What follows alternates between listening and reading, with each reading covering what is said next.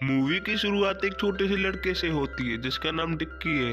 वो अपने dream private school में जा रहा था। उसके शूज में मिट्टी भरी हुई थी और उसका चेहरा भी थोड़ा सा गंदा दिखाई देता था। इसको देखकर उसके टीचर मिस्टर काओ उसका रास्ता रोक लेते हैं। तभी वहाँ पर मिस लीना नाम की एक टीचर आती है और उसको संभाल लेती है और बड़े प्यार से उससे बात करती है। वो छोटा लड़का उसको बताता है कि जब से उसकी माँ की डेथ हुई और पिता कंस्ट्रक्शन साइट पर काम करते हैं तब से उसको कोई गाइड नहीं करता है। वो धीरे से उसका चेहरा साफ करती है और उसको क्लास के लिए भेज देती है। तभी उसकी क्लास शुरू हो जाती है और सभी स्टूडेंट से उनका इंस्पिरेशन पूछा जाता है। तो तभी स्टूडेंट सब गर्व से अपना एम्बिशन बताते हैं, जैसे कि कोई डॉक्टर बनना चाहता है तो कोई आर्टिस्ट। जब डिक्की की बारी आती है वो बोलने की कोशिश तो करता है लेकिन सारी क्लास उसके ऊपर हंसने लगती है। तो टीचर उसे निराश होकर देखता है। तो डिक्की ये भी एक्सप्लेन करता है कि गरीब होने की वजह से सम्मान और इज्जत उसके लिए बहुत मायने रखती है। तब मिस्टर काओ अपना पेन जानबूझकर नीचे गिरा देते हैं और पेन उठाकर मिस्टर काओ को देने लगता है। तब मिस्टर काओ उसके इस काइंड बिहेवियर से खुश नहीं होते और उसको पीछे धक्का देते हैं और खुद उस पेन को उठाते हैं। तभी डिक्की के पिता को दिखाया जाता है जो कंस्ट्रक्शन साइट पर काम करते हैं। वो बिल्डिंग के सबसे टॉप पर खाना खा रहे होते हैं। तभी स्कूल में लंच टाइम होता है। सबको धमकाने वाला लड़का अपना एक्सपेंसिव रोबोट लेकर क्लास को दिखाने लगता है।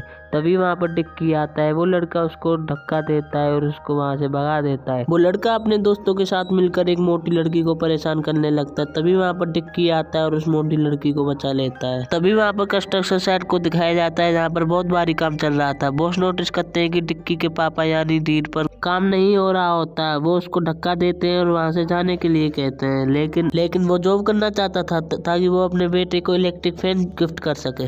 जब वो अपना पुराना फैन रिपेयर करने लगता है लेकिन उसमें शॉर्ट सर्किट हो जाता है।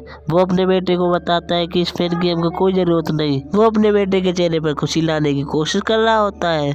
वो उन कॉकरोचेस को पकड़ते हैं और मारने लगते हैं जो कि उनके घर में डोलते हैं। ये अब उनकी हॉबी बन गई है कॉकरोचेस को मारने की और ऐसे में उनका रिश्ता और भी पक्का हो जाता है। अगले दिन डिक्की और पीटर न्यूज देख रहे होते हैं। न्यूज में उनको एक उड़ने वाली अजीब सी चीज के बारे में बताया जाता है। तभी डिक्की अपने पिता को अपनी इच्छा के बारे में बताता है। दरअसल सीजेवन एक खिलौना है जो डिक्की लेना चाहता था। तभी डिक्की के पिता उसको बोलते हैं कि ये खिलौना बहुत महंगा है और मैं इसको नहीं खरीद सकता।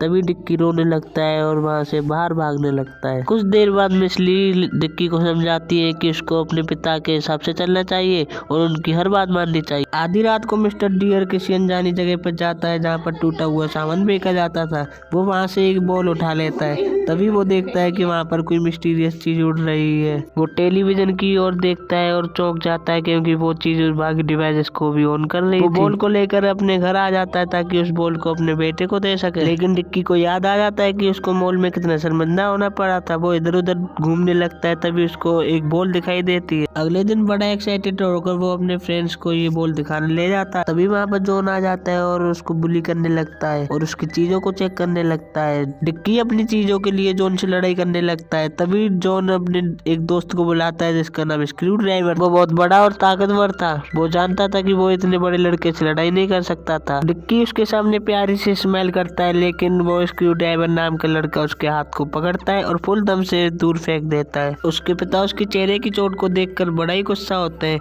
और उसकी फटी हुई यूनिफॉर्म को देखकर वो उसको वार्निंग देते हैं कि वो अब से किसी भी लड़ाई में शामिल नहीं होगा। तब उसका पिता उस लड़के के बारे में पूछने लगता है। तभी डिक्की उस बॉल को दिखाता है और वो देखता है कि वो बॉल ट्रांसफॉर्म हो रही है। वो सोचता है कि वो एक भूत है जो कि रात को ट्रांसफॉर्म हो रही है। तो वो रोने लगता है और चिल्लाने लगता है। ये देखकर उसके पिता उसको एक बॉक्स में बंद कर देते हैं। तब तक वो शांत नहीं होता। वो देखता है कि उस बॉल में से धीमी धीमी लाइट आ रही है जो कि धीरे धीरे ट्रांसफॉर्म हो रही है। वो लाइट उसको धरती से बाहर स्पेस में ले जाती है। वो देखता है कि वो बॉल एक टॉय में कन्वर्ट हो गई है। तभी उसके पिता सोचते हैं कि अब डिक्की को बाहर निकाल देना चाहिए। वो डिक्की को बाहर निकाल देता है और डिक्की प्रॉमिस करता है कि मैं कभी भी नहीं रहूंगा। उसका पिता उस क्रिएचर के बारे में पूछता है तो वो बताता है कि जिस टॉय को बोला है वो एक एलियन है और वो दूसरे यूनिवर्स से आया है और उसने उसका नाम CJ7 रखा है। वो उसकी बातों पर यकीन नहीं करता और वहाँ से चले जाता है। तभी वो दोनों एक कॉर्नर में खेलने लगते हैं। वो देखता है कि CJ7 एक खराब एप्पल को फ्रेश एप्पल में बदल देता है। वो सोचता है कि CJ7 में जरूर मैजिक है। वो अगले दिन CJ7 को स्कूल ले जाने लगता है। तभी उनके सामने एक डॉग सामने आ जाता है। तभी वो CJ7 कुंग-फू कराटे से उस डॉग को हरा देता है और ये देखकर डिक्की बहुत ही ज्यादा सरप्राइज हो जाता है।